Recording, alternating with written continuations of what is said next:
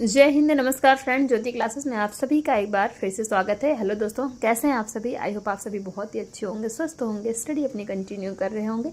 चलते हैं हमारी आज की क्लास की तरफ। जैसा कि आप सभी जानते हैं, हम कर रहे हैं होम साइंस की सीरीज़, जिसमें क्लास 6 से 12th की बुक को कवर कर रहे हैं। और अभी तक क्लास 6 to 11 तक की पढ़ाई हमने कंप्लीट कर ली है। हम आगे क्लास 12th में। आई होप आपने हमारी सारी प्रीवियस क्लासेस देखी होगी। नहीं देखी है तो प्लेलिस्ट में जाइए, क्लासेस वाइज प्लेलिस्ट आपको प्रोवाइड कराएंगे ही, जिनके माध्यम से आप अपने हर एक कॉन्सेप्ट को क्लियर कर सकते हैं। आपको जिस भी क्लास में जो भी डाउट है, क्योंकि सारे ही टॉपिक हमने बहुत ही डिटेल में पढ़े हैं। और इतने डिटेल में पढ़ने का हमारा एक ही उद्देश्य है, एक बार आप इस सीरीज को देखिए, अच्छी तरीके से समझिए, ताकि होम साइंस से रिलेटेड कोई भी डाउट आपको ना रह जाए। चाहे आप किसी भी क्लास के लर्नर से किसी कॉम्पिटिटिव एग्जाम की प्रिपरेशन कर रहे हैं, या फिर किसी भी फील्ड में होम साइंस से अपना करियर देख रहे हैं, सभी के लिए सीरीज काफ़ी हेल्पफुल होने वाली है। तो प्लीज़ चैनल पर फर्स्ट टाइम विजिट किए हैं, चैनल को लाइक शेयर और सब्सक्राइब कर दें। साथ ही साथ अपना फीडबैक भी हमें कमेंट के माध्यम से बताएं, क्योंकि आपका हर एक फीडबैक हमारे लिए बहुत ही इंपॉर्टेंट होता है। चलिए फ्रेंड, बिना टाइम वेस्ट किए स्टार्ट करते हैं आज की क्लास। आज की क्लास में हम करने वाले क्लास 12th का चैप्टर 11, जिसके अंतर्गत हम देखेंगे आतिथ्य प्रबंधन, यानी कि हॉस्पिटैलिटी मैनेजमेंट के बारे में हम जानेंगे। और इस पूरे अध्याय में हम करने क्या वाले, एक बार आप देख लीजिए। इसमें हम आतिथ्य के बारे में समझेंगे कि आतिथ्य क्या है, एक संगठन के आतिथ्य प्रबंधन में सम्मिलित विभाग, आतिथ्य प्रबंधन का महत्व, आतिथ्य प्रबंधन के कार्य क्षेत्र, और साथ ही साथ आतिथ्य प्रबंधन में जीविका के अवसर। इन सारे ही टॉपिक पे हम चर्चा करेंगे अध्याय 11 यानी कि चैप्टर 11 आतिथ्य प्रबंधन के अंतर्गत। तो आई होप आपको एक बार पूरा ओवरव्यू मिल गया होगा कि आप इस पूरे चैप्टर में आखिरकार पढ़ने क्या क्या वाले हैं। बट इसको स्टार्ट करने से पहले प्रीवियस क्लास का मैं एक बार आपको क्विक रिविजन करा देना चाहती हूँ, क्योंकि हमने प्रीवियस क्लास में पढ़ा क्या था। तो प्रीवियस क्लास में फ्रेंड्स हमने किया था क्वेश्चन आंसर्स की प्रैक्टिस, जो कि बहुत इंपॉर्टेंट क्लास थी। वो हमारा क्वेश्चन आंसर जो हमने चैप्टर 10th कंप्लीट किया, संस्थाओं में वस्त्रों की देखभाल एवं रख रखाव, जो हमारा चैप्टर 10th हमने कंप्लीट किया था, उसी से रिलेटेड क्वेश्चन आंसर की प्रैक्टिस की थी।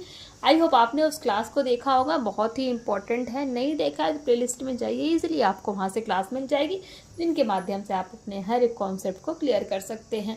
तो ये हमारी प्रीवियस क्लास थी। अब स्टार्ट करते हैं आज की क्लास। देखते हैं भारतीय सभ्यता में अतिथि यानी कि जो गेस्ट्स को भगवान का दर्जा दिया जाता है। आप सभी जानते हैं हमारे यहाँ जो हमारे भारतीय सभ्यता है, वहाँ मेहमान को हम क्या भगवान कहते हैं, भगवान का दर्जा देते हैं और कहते हैं अतिथि देवो भव है। क्या कहते हैं? अतिथि देवो भव, यानी कि जो अतिथि हैं हमारे, वो देव के समान यानी भगवान के समान होते हैं। शब्दों में भी यह भावना निहित है कि प्रत्येक अतिथि का हार्दिक स्वागत किया जाना चाहिए।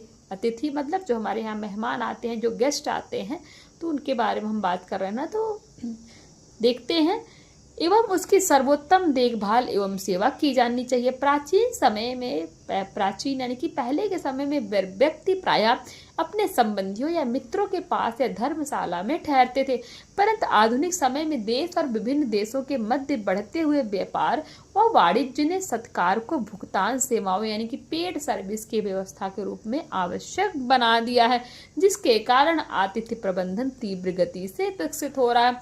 आतिथ्य क्या है? तो आतिथ्य अतिथि एवं आतिथ्य बेजबान के बीच का संबंध है। ध्यान दीजिएगा, आतिथ्य अतिथि एवं आतिथ्य मेजबान के बीच का संबंध है। यह सत्कारशील कार्य व्यवहार है, जिसमें अतिथियों का उदारता पूर्वक और मित्रता पूर्वक स्वागत करना, रहने के लिए स्थान देना, उनका मनोरंजन करना तथा भोजन इत्यादि सेवाएं प्रदान करना शामिल है।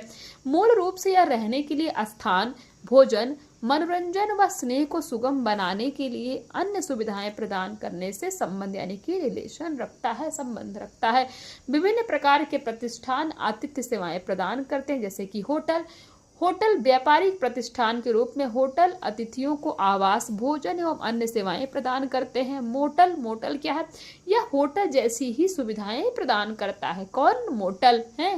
तथा कमरे के समीप पार्किंग की सुविधा भी देता है, अथवा कमरे का दरवाजा ही पार्किंग स्थल में खुलता है।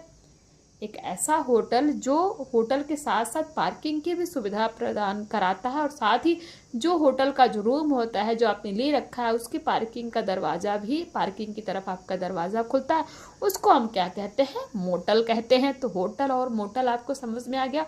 नेक्स्ट है आवास यानी कि लॉज जो होता है, इसे महज रात्रि विश्राम के लिए किराए पर दिया जाता है। यानी कि जो लॉज आवास होते हैं इसको सिर्फ रात यानी कि रात रुकने के लिए किराए पर दिया जाता है। यहाँ जलपान भोजन की सुविधा उपलब्ध नहीं रहती है। कहाँ पर? आवास पर।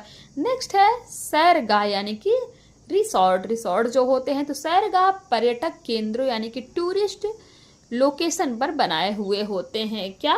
जो हमारे रिसोर्ट होते हैं वो कहाँ पे? टूरिस्ट लोकेशन पर बनाए हुए होते हैं, जो महंगे और आलीशान होते हैं। इनमें मनोरंजन एवं खेल के सभी साधन उपलब्ध होते हैं। ये मुख्यतः प्राकृतिक वातावरण जैसे पहाड़ों पर, समुद्र के किनारे या अन्य सुंदर स्थलों पर बनाए जाते हैं। क्या? रिसोर्ट है। नेक्स्ट है सुसज्जित फ्लैट यानी कि फर्निश्ड अपार्टमेंट। इनमें अतिथियों की सभी अपेक्षित आवश्यक सुविधाएं प्रदान की जाती हैं। किसमें? फर्निश्ड अपार्टमेंट में। नेक्स्ट है सुसज्जित शिविर यानी कि फर्निश्ड कैंप। ये उन लोगों को आतिथ्य प्रदान करते हैं जो पैदल लंबी यात्रा, हाइकिंग एवं जोखिम भरे खेलों इत्यादि में भाग लेते हैं।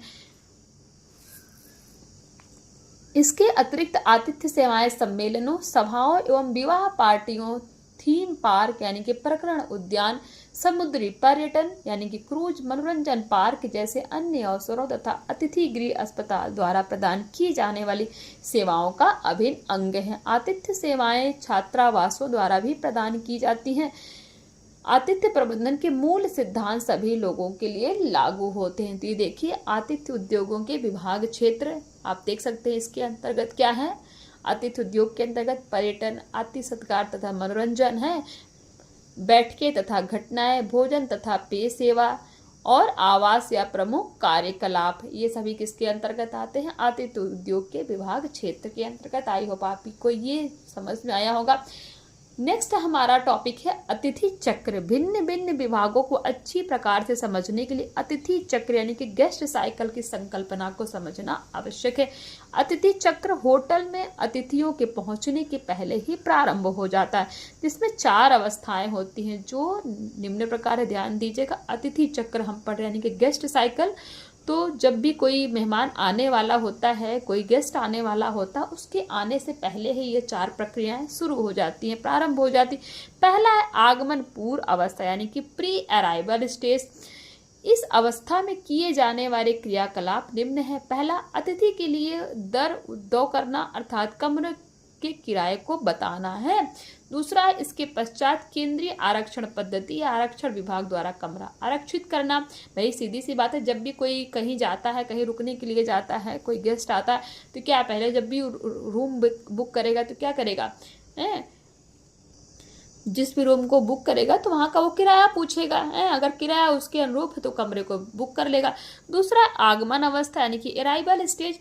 इस अवस्था में अतिथि का वास्तव में होटल में आगमन होता है तथा उसका नाम रजिस्टर में दर्ज किया जाता है या चेक इन होता है, जिसको हम क्या कहते हैं? चेक इन होना है। तीसरा जो है कमरे पर आधिपत्य यानी कि एक्यूपेंसी ऑन रूम। इस चरण में अतिथि की आवश्यकताओं के अनुसार अतिथि की सुरक्षा सुनिश्चित करते हुए विभिन्न अतिथि सेवाओं के समन्वय के साथ विभिन्न सेवाएं प्रदान की जाती हैं। इस चरण का मुख्य कार्य अतिथि की संतुष्टि है, जिससे अतिथि का संरक्षण सुनिश्चित हो सके तथा वह प्रतिष्ठान की सेवाओं का आगे भी उपयोग कर सके। दूसरे शब्दों में कहा जा सकता है कि ग्राहक की निष्ठा को पाना एवं उसे बनाए रखना। और चौथा जो चरण है प्रस्थान यानी कि डिपार्चर या अतिथि चक्र की अंतिम अवस्था होती है। इसमें अतिथि आवास छोड़ने, बाहर जाने या चेकआउट के लिए तैयार होता है। तो ये आपको अतिथि चक्र समझ में आ गया होगा। अतिथि चक्र 4 प्रकार का होता है। पहला होता है कोई अतिथि जब आता है तो उस जहाँ पे वो रुकना या ठहरना चाहता है वहाँ का वो किराया पूछता है और वहाँ का उसको रेंट बताया जाता है। सपोज कोई 1 रात के लिए आ रहा है, कोई अतिथि किसी गेस्ट रूम में आया तो वहाँ का पूछा कि भाई 1 रात स्टे का कितना किराया है। ये क्या हो गया? पहला।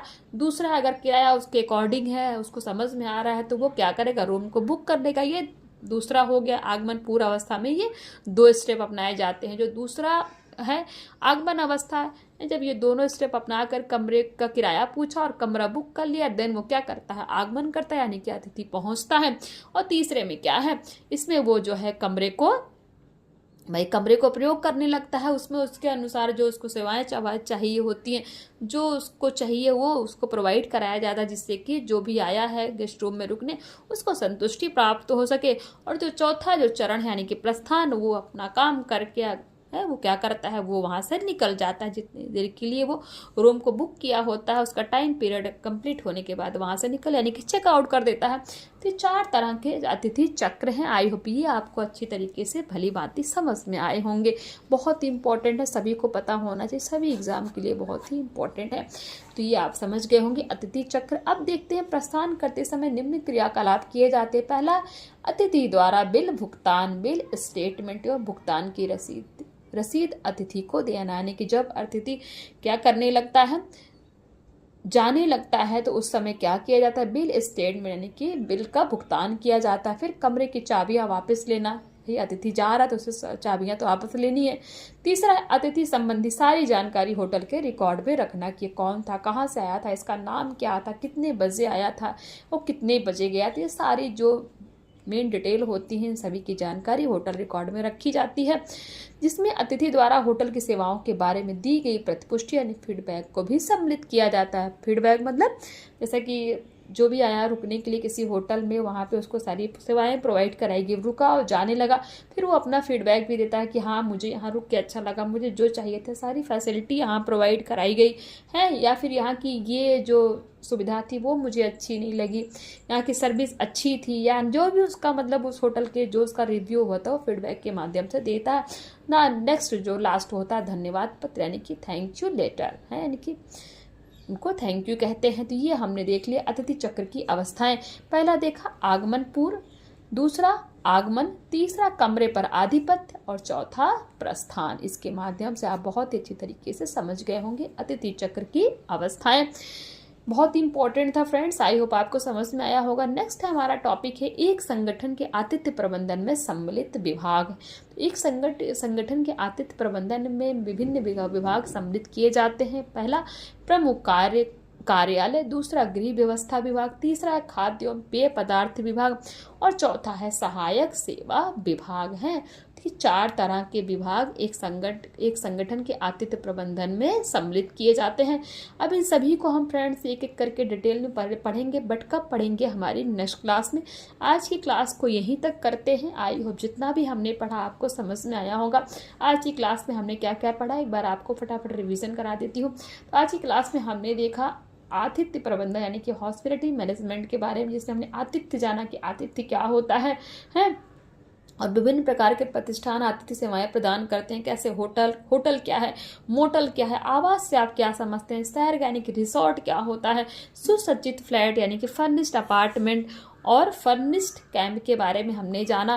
साथ ही साथ हमने अतिथि चक्र देखा यानी कि गेस्ट साइकिल के बारे में देखा कि अतिथि चक्र की कितनी अवस्थाएं होती हैं। 4 अवस्थाएं होती हैं। पहला है आवागमन पूर्व अवस्था यानी कि प्री अराइवल स्टेज, और प्री अराइवल स्टेज के भी अंतर्गत हमने 2 तरह के क्रियाकलाप देखे। क्या, जब अतिथि आता है तो कमरों के किराए को बताना यानी कि उसको कमरे का किराया बताना। जो दूसरा देखा हमने उसके बाद केंद्रीय आरक्षण पद्धति या आरक्षण विभाग द्वारा कमरा आरक्षित करना यानी कि अतिथि को कमरा दिया जाना। ये पहले स्टेप यानी कि आवागमन के पूर्व की अवस्था है।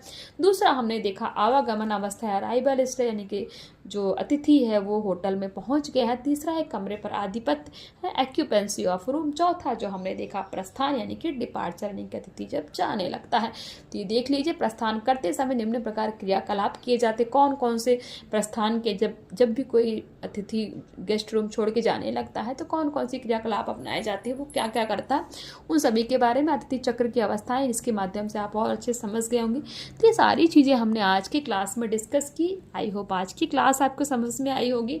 फिर भी फ्रेंड्स कोई डाउट रह जाता है किसी वर्ड किसी सेंटेंस में, आप बेझिझक अपने क्यूरी पूछ सकते हैं क्योंकि आपके हर एक क्यूरी को सॉल्व किया जाएगा।